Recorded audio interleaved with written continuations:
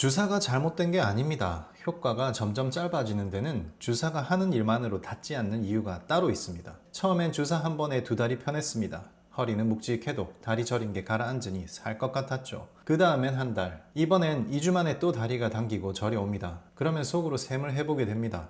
요즘 오래 앉아 있어서, 그날 무리해서, 운동을 안 해서 그런 거라고. 그렇게 이유를 갖다 붙여 보지만 갖다 붙인 이유로는 저린 게 줄지 않습니다. 그러다 다음 예약 날짜를 잡으면서 한 번쯤 멈칫합니다. 이러다 결국 수술까지 가는 건 아닌지, 아니면 내가 뭘 잘못 관리하고 있는 건 아닌지. 같은 주사인데 왜 처음엔 두 달을 가던 게 점점 빨리 풀려버리는 걸까요? 그 차이는 어디서 오는 걸까요? 그리고 주사로는 풀리지 않는 게 있다면 그건 무엇이고 어떻게 봐야 하는 걸까요? 작년에 오셨던 한 분이 떠오릅니다. 40 중반에 일 때문에 종일 앉아 계시던 분이셨습니다. 허리가 묵직하면서 한쪽 다리가 저리고 당겨서 신경주사를 맞기 시작하셨는데 처음 맞고는 거짓말처럼 편해졌다고 하셨습니다. 저린 게 가라앉아서 두 달을 멀쩡하게 보내셨으니까요. 그래서 또 저려왔을 때도 크게 걱정하지 않으셨습니다. 맞으면 되니까 하고 다시 맞으셨죠. 그런데 두 번째는 한 달이었습니다. 한 달이 지나니 그 저린 게 또 다리를 타고 내려왔습니다. 그분이 그러시더군요. 맞을 때마다 효과 가는 시간을 속으로 세고 있더라고. 두 달, 한 달, 그 다음은 얼마나 갈까? 주사를 맞고 집에 가는 길이 예전 같지 않더랍니다. 편해서 좋은 게 아니라 이게 또 언제 풀릴까 그 생각이 먼저 들더라고요. 세 번째 맞으러 가시던 날은 병원 문 앞에서 한참을 서 계셨다고 합니다. 들어가면 또 잠깐은 편해질 걸 아는데 그 잠깐이 점점 짧아지는 게 무섭더라는 거죠. 이러다 정말 나을 수는 있는 건가? 아니면 나만 점점 나빠지고 있는 건가?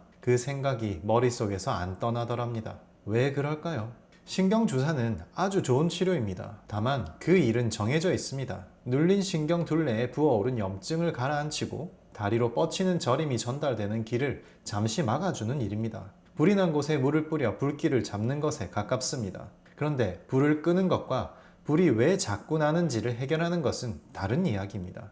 염증은 가라앉혔는데 그 신경을 계속 누르는 게 그대로 남아있으면 어떻게 될까요? 불은 또 납니다. 처음엔 작게 났던 불씨가 끌 때마다 더 빨리 다시 붙습니다. 효과가 두 달에서 한 달로, 한 달에서 2주로 짧아진다는 건 내 몸이 나빠져서가 아닙니다.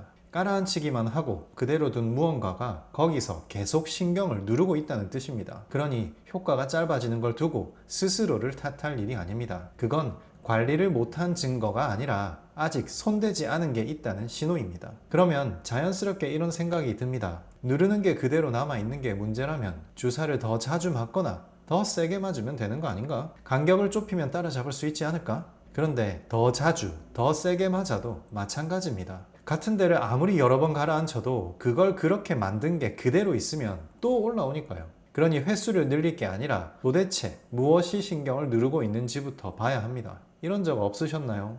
오래 앉아있다 일어서면 늘 같은 쪽 다리만 저리고 허리를 굽힐 때 다리로 찌릿하게 뻗치는 것, 저리고 당기는 데가 매번 같은 쪽으로 정해져 있는 게 사실은 우연이 아닙니다.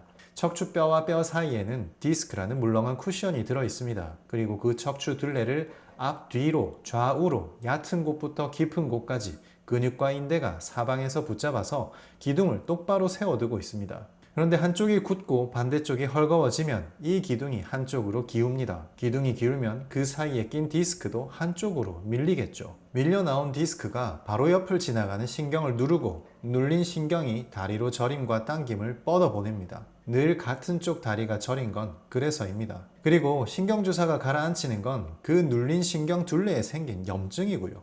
그런데 디스크를 한쪽으로 밀어낸 건 무엇일까요? 바로 한쪽은 굳고 한쪽은 약해진, 균형이 무너진 그 근육과 인대입니다. 주사가 하는 일은 눌린 신경 둘레의 염증을 가라앉히는 것까지입니다. 굳어버린 근육을 풀거나 헐거워진 인대를 되살리는 건 주사가 하는 일이 아닙니다. 그러니 주사를 맞아도 디스크를 밀어내는 그 근육과 인대는 손대지 않은 채 그대로 남습니다. 그게 그대로 있으니까 디스크는 같은 데서 신경을 다시 누르고 가라앉힌 염증이 다시 올라오는 겁니다. 아까 그 문 앞에서 한참을 서 계셨던 분, 그분이 바로 그랬습니다. 종일 앉아서 한쪽으로 몸을 트는 자세가 오래 굳어 있었습니다. 한쪽 근육은 잔뜩 굳어서 못 움직이고 반대쪽은 힘이 빠져 헐거워진 상태였습니다. 균형이 한쪽으로 기운 채로 몇 년을 버텨온 겁니다.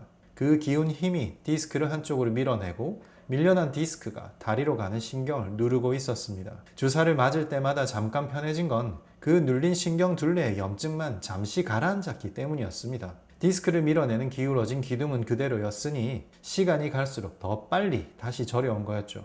그분이 나빠진 게 아니라 디스크를 밀어내던 그 근육과 인대는 애초에 주사로 풀리는 게 아니었던 겁니다. 정작 봐야 할 게 따로 있었던 거죠. 그러면 어떻게 해야 하느냐? 가라앉히는 게 아니라 무너진 균형을 다시 세워야 합니다. 굳어버린 근육은 풀고 헐거워진 근육과 인대는 되살려서 디스크를 밀어내던 그 힘 자체를 풀어야 한다는 뜻입니다. 그 일을 하는 게 약침입니다. 약침은 두 가지를 같이 합니다. 굳어서 못 움직이는 근육에는 호두 성분이 들어가서 혈액이 몰리게 합니다. 혈액이 몰리면서 굳어있던 근육이 제 길이를 찾고 긴장이 풀립니다. 그리고 힘이 빠져 헐거워진 부분에는 태반 성분이 들어갑니다. 오래 시달리며 망가졌던 혈관이 다시 살아나면서 약해졌던 근육과 인대가 되살아납니다. 굳은 건 풀어주고 약해진 건 되살리는 일이 한 번에 같이 일어나는 겁니다. 굳은 걸 푸는 것도 약해진 걸 되살리는 것도 결국 막혀있던 곳에 피가 다시 돌게 하는 한 가지에서 나오는 일이거든요.